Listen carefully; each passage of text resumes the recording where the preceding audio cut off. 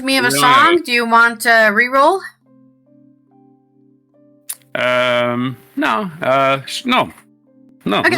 Let's do it. My next story is about, my culture news. We're talking about the AI bubble breaking, or the tech bubble breaking. The AI is already broken. Let's talk about the Wall Street crash of 1929. A new book by Andrew Ross Sorkin takes reader back to the crash that changed the U.S. and looks what we can learn from it today. This is by Martin Pengelly on The Guardian. Too Big to Fail was a bestseller about the financial crisis of 2008, published the following year. His second book, Ross Sorkin's second book in 1929, out this week, takes readers inside the greatest crash in Wall Street history and how it shattered a nation. It's been 16 years between books, but Sorkin hasn't been idle. A columnist for the New York Times, he founded its Deal Book newsletter in Summit.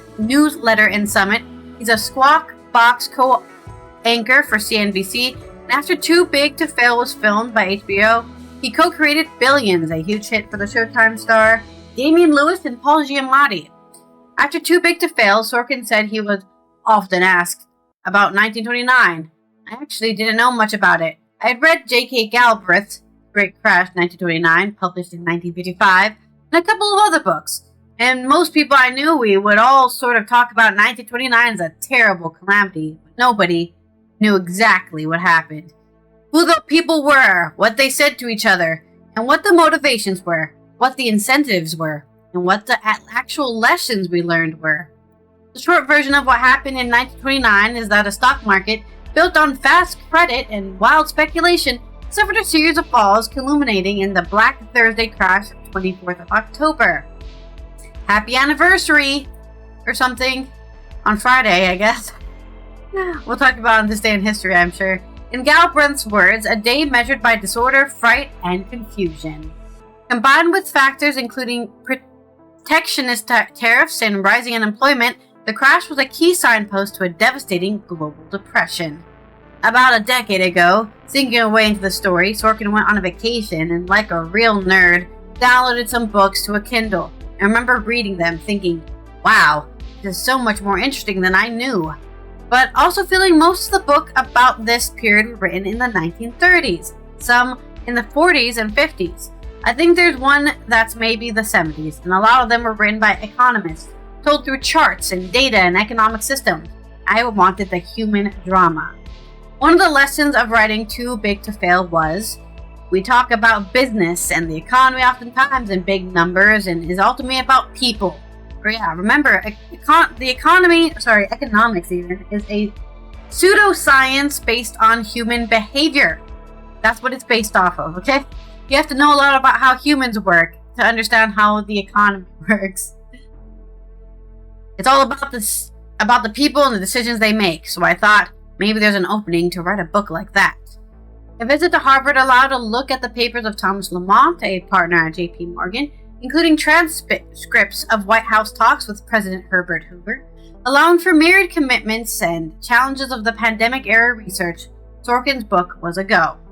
As influences for a book based on the first-hand sources found in countless archives, Sorkin cites business classics, Den of Thieves by James B. Stewart, about insider trading, Liar's Poker by Michael Lewis, about bonds traders and barbarians at the gate by Brian Burrow and John Haler, and the fall of R.J.R. Nabisco.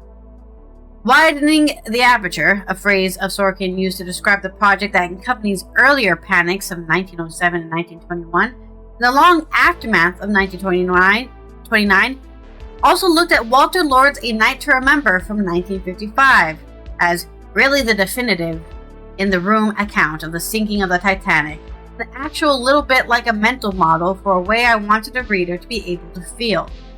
The crash of 1929 was indeed like a shipwreck. Livelihoods were lost when the market capsized, though Sorkin confirms that one image in the popular imagination of ruined brokers leaping from Wall Street windows is not what actually happened. For a while it seemed the economy might recover.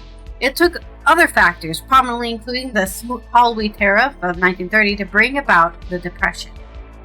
As Sorkin's book comes out, Tariffs are on the news again for this entire year. Let's be honest, we've been talking about for the whole year. Their effects are in the news. Sorkin said he wrote with an eye on current events, but preferred not to oversell such parallels, instead seeking chiefly to present relatable characters. I'm always trying to understand where the drive comes from, where the motivation comes from, form whatever the decision is the people are making, Sorkin said, citing experience gained in the context of Billions and the making of the movie Too Big to Fail, as well as what I try to do with my journalism every day. Oftentimes it was to try to understand, well, what is it that's driving Charlie Mitchell, or what was it about Carter Glass in his childhood that led him to be this sort of very unique character? Similarly with Lamont and John Raskob, and so many others. Mitchell, CEO of National City Bank and a casualty of the crash, was hauled before Congress in a court on tax charges. Glass was a senator from Virginia who drove reform to protect ordinary Americans from Wall Street excess. Raskob, an executive at DuPont and General Motors, chaired the Democratic National Committee, the DNC. One way Sorkin seeks to make such a character relatable is to depict their use of technology to master faster-moving markets. Analog telephones and serried ranks on desks above Wall Street, now home to computers. He's also happy to compare key players to equivalents today. Considering Glass, a Virginia conservative, Sorkin looks to current senator from Massachusetts, decidedly more progressive, the force behind the Consumer Financial Protection Bureau, formed in 2008 to protect ordinary investors. If Elizabeth Warren was a racist, that's who Glass would be, Sorkin laughed. But what to me was so interesting about Glass was also that he was cited after the 2008 financial crisis as one of the greatest bastions of the regulatory world. I think liberals really loved him. They thought that he was really trying to hold Wall Street to account. I went into this project thinking about the narrative, about the story and its progress. So much more complicated than that. I'm not sure Elizabeth Warren would be citing Carter Glass today if she really understood the full dynamic of how the Glass-Steagall bill was created. Charlie Mitchell created credit and leverage in the system to loan money to ordinary investors, which in the law part is what led to the crash. Michael Milken revolutionized the debt markets and the credit markets in the 80s by loaning high-yield bonds, what people called junk bonds, to less good credits, and they both were arrested. The outcome was slightly different, but they were both hated. Knowing today's Titans well, it was his question that memorably prompted Elon Musk to tell critics to go fuck yourself. Sorkin is well placed to make comparisons regarding another key character in 1929. The Tesla, SpaceX, and ex-Twitter owner Doodly enters the chat. To me, John Raskob is like Elon Musk. Think about a businessman who was involved in everything. Cars, obviously General Motors, and Raskob gets involved in politics, starting to try to damage the reputation of Hoover by doing all these back-channel projects. And then he's building the equivalent of a spaceship, the Empire State Building. He also happens to have 13 children. That is a crazy parallel, actually. Elon Musk is basing his entire life on John Raskob. Among the supporting cast, there's Hoover, the technocratic president who rebranded the post-crash panic as a depression, inadvertently sealing his reputation as a failure, left to watch Franklin D. Roosevelt save the day. Sorkin also depicts Winston Churchill, a decade away from his finest hour, as a British prime minister in debt to his shirt maker, playing the Manhattan markets anyway, wandering Fifth Avenue there to be hit by a car. Financial calamity brings political fallout. In the second half of 1929, Sorkin's story moves to Washington in the attempts to hold Wall Street accountable.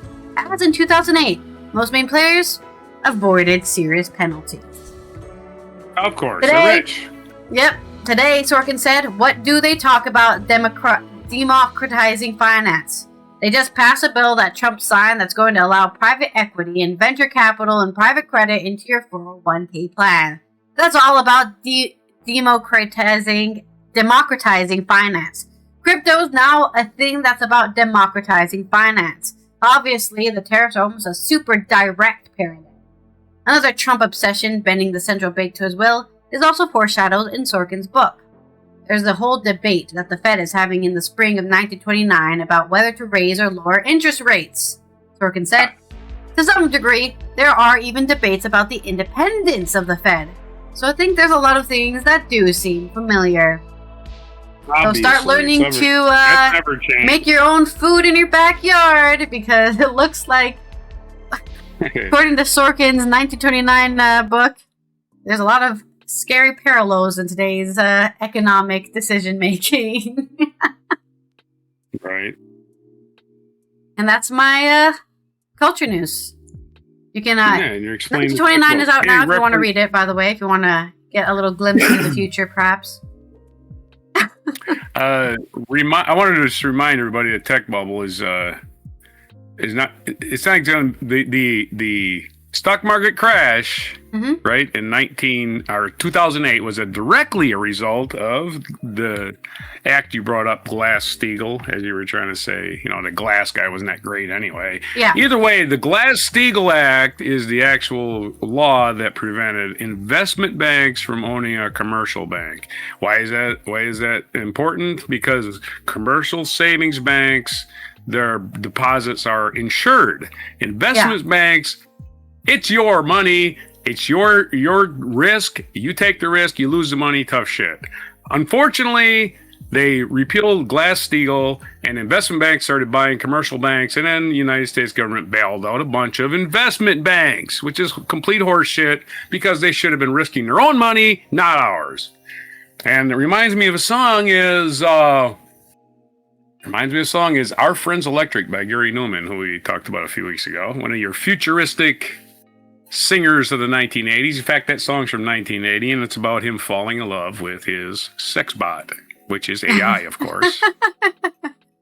Which is, the only actual practical application of AI now is to give everybody a boyfriend/girlfriend that's not real, right? That's, I think, is the only real practical application of this. I don't know if that's practical either, though, because the whole point of having a boyfriend or girlfriend is to continue the human race. So if you're not doing that, I mean, practical for the people that are going to make money off this, right? You can charge them for this fake dating service where you got a picture of her. It's a fake picture, right? That's what you look like. Oh, she's pretty. Look at my girlfriend. She's prettier than yours. Yeah. Whatever. People are losers. Start trading girlfriends on the sex robot market. All right, let's roll on this segue. No, it's a real thing people do. People do be I've got, like trading cards, I have this really cool trading card, and I'm gonna it's $200. I don't know why, because it's really rare. Haiku again. We're just re-rolling haiku and songs today, so take us to this day in history. Haiku. I just wanted to point out how futuristic Gary Newman was in 1980, realizing, the future of our entire human race is basically internet porn. And he was right. So we're basically a bunch of just, whatever. We'll not delve in that.